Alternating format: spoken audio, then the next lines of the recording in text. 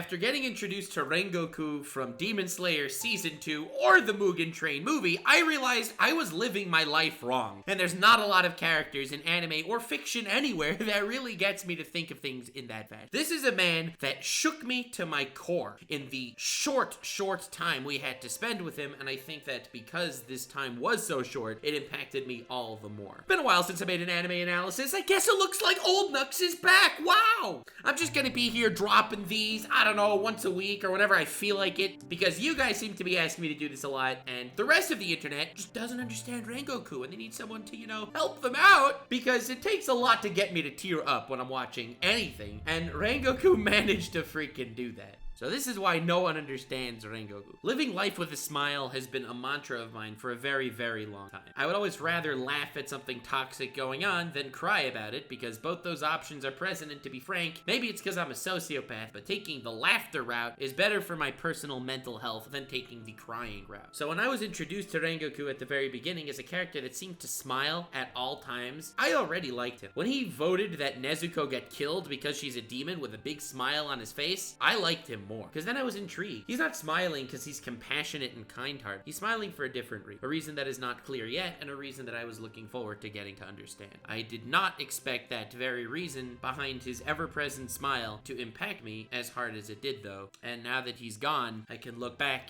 and smile at who he was and what he did to me. Throughout the Mugen Train arc, this man was a pillar, see what I did there? Of unshakable virtue and value. He was extremely powerful, extremely resourceful, and extremely headstrong. He ate every bite of his food with the same intensity and ferocity as if it might be his last. And even a scene as simple and small as that, while hilarious at first, punches me in the gut right now thinking back to the person he was before we lost him. Demon Slayer is an interesting story because it highlights the perspective of many different characters, each combating the crazy and sad world that they live in from a different angle. Whether it's from compassion, like Tanjiro, from cowardice, like Zenitsu, from willpower, like Inosuke, or like so many other characters that have their own mindset in how to approach the darkness before them. As we learn more about Rengoku, we learn that none of these have any impact at all on what carries him through life and what makes him who he is. He is someone that loves others, don't get me wrong. He loves his brother and he even loves his father. He comes to love Tanjiro and his group through the arc, and he loves people. In his mind, even when dying and not being able to take out his adversary completely, in his mind he won, because not a single member of the Mugen Train was killed. He fought his opponent till daybreak and he was forced to retreat, thereby saving the lives of everyone except his own. In his mind, this was a victory. The smile that he wears on his face is not a facade like so many people wear. It's not a mask, but it's who he is. Rengoku is one of my favorite characters I've seen in a long time, and he pulled on my heartstrings so much because his directional outlook on the world, unlike any other character in the story, is through virtue. And when I came to realize this, it made his death hit me so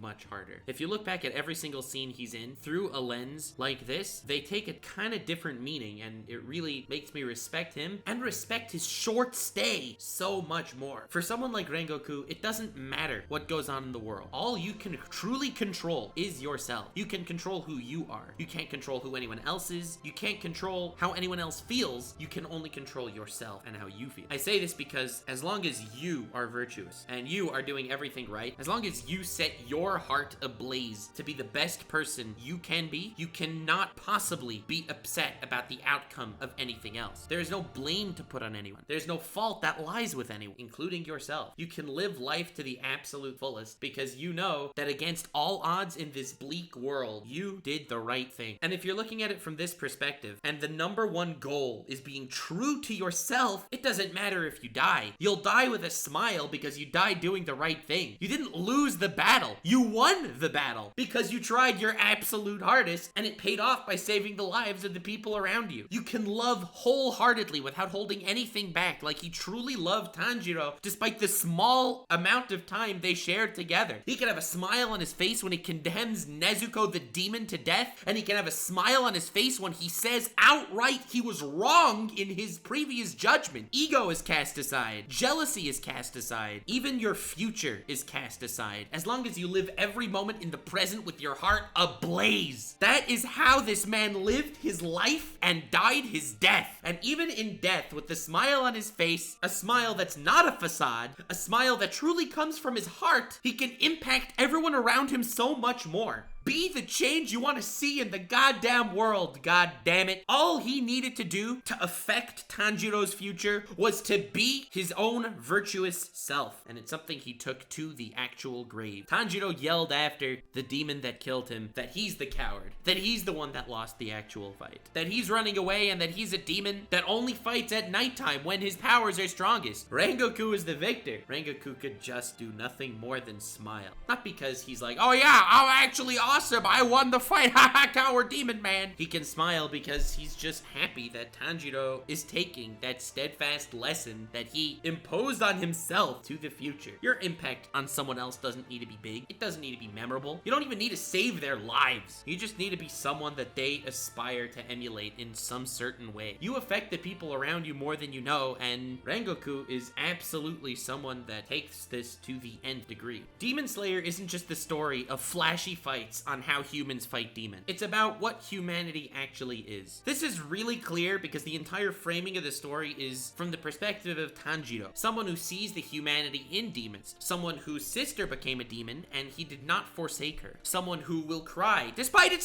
being slightly cringe every once in a while. Okay, I'm not gonna deny it, it's a little bit cringe. Every single time the man kills a demon, he cries a little bit. Oh, this demon's backstory, so sad. Okay, anyway, not the point. The theme is basic, okay? Finding the humanity in everything is really what Demon Slayer is trying to teach you. And it's trying to build the character of what makes a human through every arc and through every interaction. Rengoku impacted the story profoundly with his utter steadfast humanity and virtue. He did what he did because he looked inward and tried his absolute best. He tried to be the best person he could be, and honestly, that is all anyone needs to do. It is all anyone needs to do to eat each bite of food with a massive smile on your face. It's all you need to do to be respected by your peers, and it's all you need to do to truly be fulfilled, even if things don't necessarily go your way. When watching Demon Slayer thus far, I had a really hard time getting moved by a lot of the characters. The scene in episode 19 of season 1, don't get me wrong, was absolutely amazing and enthralling, and every time I rewatch it, I gasm a little bit. I'm not gonna lie to you.